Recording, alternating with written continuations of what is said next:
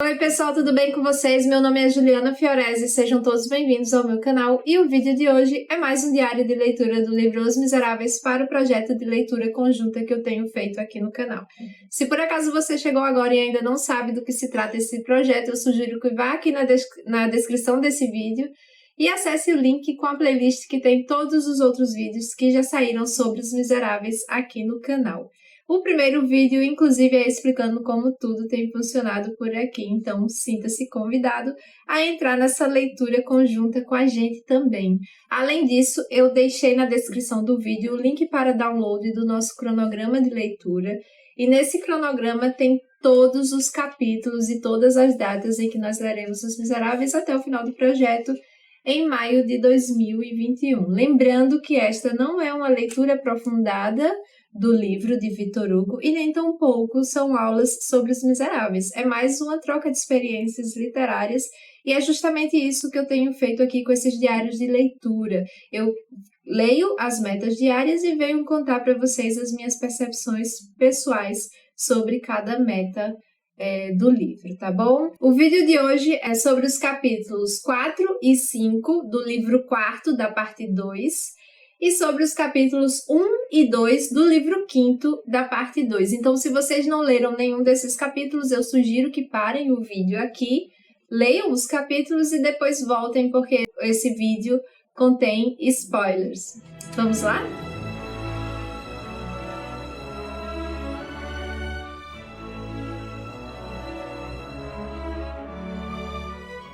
Aqui no capítulo 4, que se chama Observações da Primeira Locatária, a gente vai ficar sabendo um pouquinho como era a vida de Jean Valjean e de Cosette ali no pardieiro Gorbeau, né? E aí a gente vai saber que Jean Valjean ele era muito cuidadoso e ele só saía para passear ali no finalzinho da tardezinha, no começo da noite, porque ele não queria aparecer para muitas pessoas. E às vezes ele saía para passear sozinho, mas muitas vezes ele levava Cosette também para passear com ele. Vai dizer aqui que eles estavam vivendo de maneira boa, né? Eles viviam bem, mas eles viviam como pessoas que realmente têm poucos recursos. Vai dizer, inclusive, que Jean Valjean ele continuava usando aquele casaco amarelo dele, que era um casaco muito velho e cheio de bolsos. E ali, nas redondezas, enquanto Jean Valjean passeava, a gente vai perceber que ele, como ele andava com aquelas roupas muito velhas ainda, as pessoas, algumas pessoas que se encontravam com ele na rua, chegavam a dar, inclusive, esmolas para ele. Mas o que é interessante é que ele recebia essas esmolas e aí ele andava um pouquinho mais para frente e prestava atenção se tinha mais alguma outra pessoa observando o que ele ia fazer e ele dava essas esmolas para pessoas que moravam ali nas ruas, né? Para pessoas mais pobres do que ele. Isso, com o passar do tempo, gerou uma certa inconveniência porque as pessoas começaram a dizer que ele era o mendigo que dava esmolas. Eu achei muito interessante essa parte. E aí vai contar aqui também que a velhinha lá que cuidava a porteira, né, que cuidava do pardieiro Gorbeau, ela era meio mal-humorada, assim, e ela meio que sentia alguma inveja também. E ela achava aquele homem, né, que ela não sabia o nome dele, ela achava aquele homem muito estranho. E ela começou a observar bastante Jean Valjean, né? E ela começou, inclusive, a segui-lo em alguns momentos. Ela estava tão curiosa para saber da vida deles que, nas saídas de Jean Valjean, enquanto ele ia passear sozinha e Cosette ficava aos seus cuidados, ela chegou a fazer várias e várias perguntas para a menina, mas Cosette não sabia de absolutamente nada e por isso mesmo ela não contava para aquela mulher, né? Ela contou, a única coisa que ela sabia é que eles tinham vindo de Montfermeil, né? Essa é a única informação que Cosette saberia dar para aquela mulher. E aí teve um dia que ela começou a seguir Jean Valjean ali por dentro do pardieiro Gorbeau, e ela observou uma cena um tanto curiosa, né? Que ele estava de costas, como se estivesse escondendo alguma coisa, e ela observou que ele tirou linha, agulha e tesoura de dentro do casaco dele, descosturou a barra do casaco e tirou dali uma nota de 1.000 francos. Ela ficou tão assustada com aquela quantidade de dinheiro que ela saiu correndo. Mas aí no dia seguinte, Jean Valjean pediu para que ela fosse, por favor, trocar aquela nota de 1.000 francos, né? E isso virou uma fofoca entre as comadres ali das redondezas. Teve uma vez que Jean Valjean ele havia saído e Cosette também não estava, e essa mulher ela aproveitou para ir olhar um pouco ali o quarto deles, já que ela tinha acesso, porque era ela que cuidava da limpeza, e aí estando sozinha ela foi lá e começou a mexer no casaco daquele homem, né? Aquele casaco amarelo cheio de bolsos. Então ela apalpou assim a base do casaco e percebeu que ali tinha muitos papéis e ela acreditou que seriam outras notas de 1.000 francos. Além disso, ela foi mexendo nos outros bolsos que o casaco tinha e percebeu que além de tesoura, agulha e linha, tinha também outras coisas, tinha uma faquinha, tinha inclusive diversos tipos de peruca. E aí o narrador vai dizer aqui que aquele casaco estava preparado para qualquer tipo de imprevisto. E era assim que eles estavam vivendo naquele momento, e aqui vai falar que chega o fim do inverno também. Aqui no capítulo 5, que se chama Uma moeda de 5 francos faz ruído ao cair no chão, a gente vai ficar sabendo que Jean Valjean conhecia um mendigo que ficava ali por perto e que ele, inclusive, toda vez que passava por esse mendigo, ele dava esmolas a ele. E algumas vezes ele até parava para trocar alguma ideia. Então, ali também tinham outros mendigos que, por inveja, começavam a falar que aquele homem ele era uma pessoa da polícia disfarçada, né? Mas aí ninguém dá bola para isso. Só que em certo dia, Jean Valjean estava passando ali por aquele mendigo e ele conseguiu ver o rosto dele, né? O mendigo meio que, quando ele dá a esmola, o mendigo ele meio que olha para cima assim rapidamente, e Jean Valjean, ao se deparar com aquele rosto, com aquela fisionomia daquele homem, ele fica muito assustado e ele simplesmente sai correndo dali. Ele imaginou que estava vendo Javert naquela figura do mendigo. E ele volta para casa naquela noite muito assustado e ele fica pensando que ele só pode estar ficando doido, que era impossível aquele mendigo ser Javert e que ele estava tendo ilusões. Ele ficou assustado, não teve tempo de falar com aquele homem e saiu correndo, né, para voltar para sua casa, para o pardieiro Gorbeau. Só que aí no dia seguinte ele vai de novo ao encontro desse mendigo, entrega uma moeda para ele e ele responde: obrigado, meu senhor. E aí Jean Valjean ele percebe que não era Javert. E aí ele volta para casa. Nesse dia à noite, quando aquela senhora, né, que cuida ali, a porteira, ela foi dormir, quando já estava todo mundo em muito silêncio, quando as luzes estavam todas apagadas, só quem estava acordado era o Jean Valjean. Ele começou a escutar alguns barulhos de passos muito pesados subindo as escadarias do pardieiro Gorbeau. E ele até pensou que poderia ser aquela senhora, mas eram passos muito pesados, passos de homem. Então ele começou a ficar em alerta ali. Ele, inclusive, apaga uma velhinha que tá ali acesa com ele e começa a tentar fazer o mínimo barulho possível. Ele começa a ficar em silêncio e a observar aqueles passos. E aí ele percebe que os passos eles chegam mais ou menos próximos ali ao seu quarto, só que de repente o barulho dos passos para. Então ele acha que a pessoa que estava ali, ela havia tirado os sapatos para não fazer nenhum barulho. E aí ele não consegue dormir, ele fica acordado em alerta o tempo inteiro. E aí fica tudo por isso mesmo. Aí no dia seguinte ele começa a escutar aqueles passos novamente, aqueles passos pesados, e ele começa a observar através do buraco da fechadura. Tá meio escuro ainda porque é o início da manhã, mas quando ele passa por algum local ali que dá um feixe de luz assim nas costas daquele homem, ele percebe que aquele homem era sim Javert. E aí ele estremece assim de medo E aí ele espera o homem ir embora. Um pouquinho mais tarde chega a porteira ali para fazer a arrumação.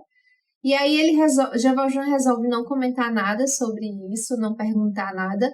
Mas aí ela pergunta para ele se ele não havia escutado alguns passos durante a noite, né? Passos de uma outra pessoa.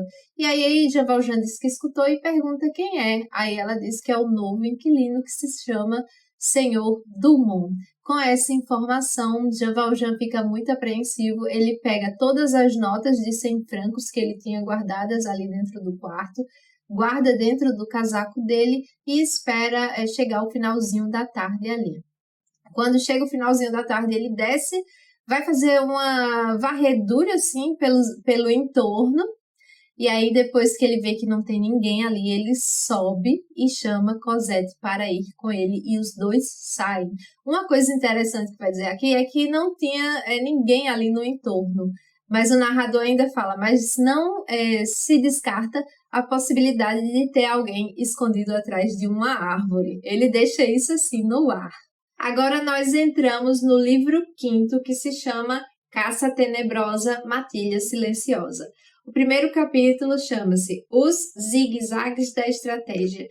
E aqui, né, como introdução mesmo, tanto a livro quanto a capítulo, a gente vai ficar sabendo através do narrador que, pelo fato de Victor Hugo, o autor deste livro, não estar em Paris há muito tempo, e aqui vai dizer que quando Victor Hugo voltou a se ocupar de Os Miseráveis, que ele tinha interrompido desde 1848, né? E quando ele volta a escrever Os Miseráveis é 1861, ele havia passado 12 anos fora de Paris por conta de problemas políticos mesmo, né? Por conta de razões políticas. Então ele passa ali 12 anos longe de Paris. E por conta disso, o narrador vai contar aqui que a gente, quando está vivendo num determinado local, a gente não dá muita importância às ruas, às construções que tem ali, às casas, enfim, ao ambiente todo externo, né? A gente finge que nem pertence a gente.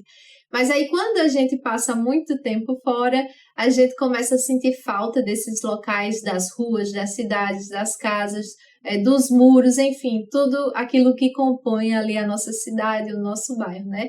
E quando a gente vai lembrando com saudade desses locais, a gente quer trazer assim à tona exatamente como era aquilo que a gente lembra, né? Aquilo que está nas nossas recordações. E aí ele vai dizer que por conta de tudo isso, as ruas aqui mencionadas nesse capítulo, algumas pode ser que não existam mais. Ele vai dizer assim que nem tudo tá do jeito que foi narrado aqui, né? Porque Paris já não era mais a mesma. Mas ele pede essa licença para falar do presente e no passado, algo desse tipo. E aí a gente começa a voltar à nossa narrativa, né, à nossa história. E aí a gente vai perceber que Jean Valjean, ele realmente estava fugindo, e para não deixar nenhum rastro, ele passava inclusive várias vezes pelo mesmo lugar para despistar, assim, talvez os rastros deles dois, né? Cosette, por já estar muito habituada com toda a sua situação e estar agradecendo essa nova vida, esse novo presente dela, ela não faz nenhum questionamento para Jean Valjean. E aí eles começam a dar essas voltas, né, a fugir, e chega em um determinado momento, quando já está muito escuro ali, Jean Valjean, ele passa pela polícia da cidade e ele meio que fica observando ali e vê 3 policiais passando. E por instinto ele acha que aqueles homens estão seguindo ele. Então ele resolve ter muito cuidado, andar sempre pelas sombras. Era uma noite de lua cheia, então tinha locais que estavam muito claros, mas tinha outros locais que estavam bastante escuros, assim. Então ele teve esse cuidado de passar apenas por locais pelas sombras, né? E aí ele meio que por instinto, ele foge dali também, ele resolve se afastar daqueles 3 homens, e aí ele chega em um determinado local, e ele para e ele começa a observar esses homens, né? E aí ele vê que chegou um 4º homem, e quando a luz da lua bate no rosto desse homem, ele percebe que era Javert. Então, todas as suspeitas que ele tinha agora se transformaram agora em certezas para Jean Valjean. Aqueles homens estavam mesmo atrás de Jean Valjean e um deles, inclusive, era o inspetor Javert. Aqui no capítulo 2, que se chama Felizmente Passam Veículos pela Ponte de Austerlitz, a gente vai ficar sabendo aqui que Jean Valjean ele tinha certeza absoluta que aquele era Javert e que ele estava em sua procura. E vai dizer também que Javert, apesar de estar à procura de Jean Valjean, ele não tinha certeza ainda de que aquele homem que ele estava procurando, que ele estava tentando seguir, era Jean Valjean, né? Então, no caso, Jean Valjean tinha certeza, enquanto Javert tinha apenas dúvidas. E aí, vai dizer aqui que eles não acenderam os lampiões das ruas justamente por conta da lua, que estava iluminando bastante. Então, estava aqui meio que ali com aquela claridade da lua apenas, né? E com toda a escuridão das sombras que eram causadas aí pela luz da lua. E aí, vai falar que Cosette já estava, durante todo esse tempo, caminhando ao lado de Jean Valjean, mesmo que sem perguntar nada, ela começou a sentir princípios de cansaço mesmo, e aí Jean Valjean teve que carregá-la e fazer o resto do percurso com ela no colo. E aí ele chega ali na ponte de Austerlitz para atravessar o Sena, né? Só que para fazer essa travessia, ele precisava pagar pedágio. Aí ele pergunta lá para o homem quanto é que custa e ele entrega uma moeda só. Só que o rapaz do pedágio, ele vê Cosette nos braços de Jean Valjean, e ele vai dizer que são 2 moedas que é preciso que ele pague, né? E aí ele paga o pedágio, só que ele fica achando essa situação muito chata, porque quando se está fugindo, é necessário que você seja discreto, que as pessoas não percebam detalhes demais sobre você, né? E nesse caso, o homem ali havia percebido que havia uma criança nos braços de Jean Valjean. Aí ele paga o pedágio e, por sorte, para fazer aquela travessia, havia uma carroça também. Então ele conseguiu fazer a travessia toda escondido na sombra daquela carroça. E aí eles chegam lá do outro lado e Cosette começa a ficar com a perna dormente e aí ela pede para andar também a partir daquele momento. Aí Jean Valjean ele vai ver alguns estaleiros lá do outro lado, só que ele, para chegar nesses estaleiros, não tem sombra nenhuma. É um grande caminho que está todo iluminado. Só que aí ele precisa passar por ali, né, para poder se esconder, de fato. E aí ele não resolve pensar 2 vezes, mas antes de fazer isso, ele olha para trás e ele vê que realmente 4 sombras haviam chegado lá na ponte de Austerlitz também, ou seja, ele viu que Javert e os outros 3 policiais já estavam ali quase alcançando eles. E a única esperança de Jean Valjean era chegar disfarçado, né, discretamente até aqueles estaleiros, e é isso que ele vai tentar fazer. E assim a gente termina a meta de hoje, e a gente já percebeu aí, né, começou a caçada de Javert atrás de Jean Valjean. Tô doida para saber, né, realmente o que vai acontecer, se Jean Valjean vai conseguir fugir, se Jean Valjean vai ser descoberto realmente por Javert, e assim, tô muito ansiosa para os próximos capítulos. Me contem aqui nos comentários o que é que vocês estão achando dessa leitura. A minha opinião vocês já estão cansados de saber, mas eu estou achando incrível, né? Como eu já falei outras vezes, Os Miseráveis é o meu livro favorito da vida. É isso, pessoal. Espero que tenham gostado do vídeo de hoje. Vou pedir que deixem um like nesse vídeo, afinal de contas isso me ajuda demais. E se você ainda não é inscrito no canal, por favor, inscreva-se e ative o sininho. Assim você será notificado toda vez que eu enviar vídeos novos aqui para o meu canal. Gostaria de lembrar a todos vocês que os marcadores do livro, os marcadores com ilustrações de Os Miseráveis que eu fiz, já estão disponíveis na minha lojinha online. Eu deixei o link aqui na descrição desse vídeo. E lá, além desta opção que eu estou mostrando aqui para vocês, que é o que eu estou usando agora, que é a ilustração de Cosette, né? Tem mais 7 ilustrações, ou seja, são 8 ilustrações diferentes de Marcadores de Os Miseráveis para acompanharem a leitura de vocês e de quebra vocês ainda apoiam o meu trabalho. Outra maneira de apoiar o meu trabalho é assinando o meu clubinho de papelaria e organização digital lá no Apoia-se. Eu também deixei o link aqui na descrição desse vídeo. Por fim, gostaria de lembrar a todos vocês que caso queiram comprar livros na Amazon, eu deixei um link comissionado aqui na descrição desse vídeo e toda vez que vocês comprarem livros através desse link, a Amazon vai me transferir uma pequena comissão e isso não tem custo adicional nenhum para vocês. É isso, pessoal. Vou ficando por aqui. Espero vocês no próximo diário de leitura. Um beijo. Tchau, tchau.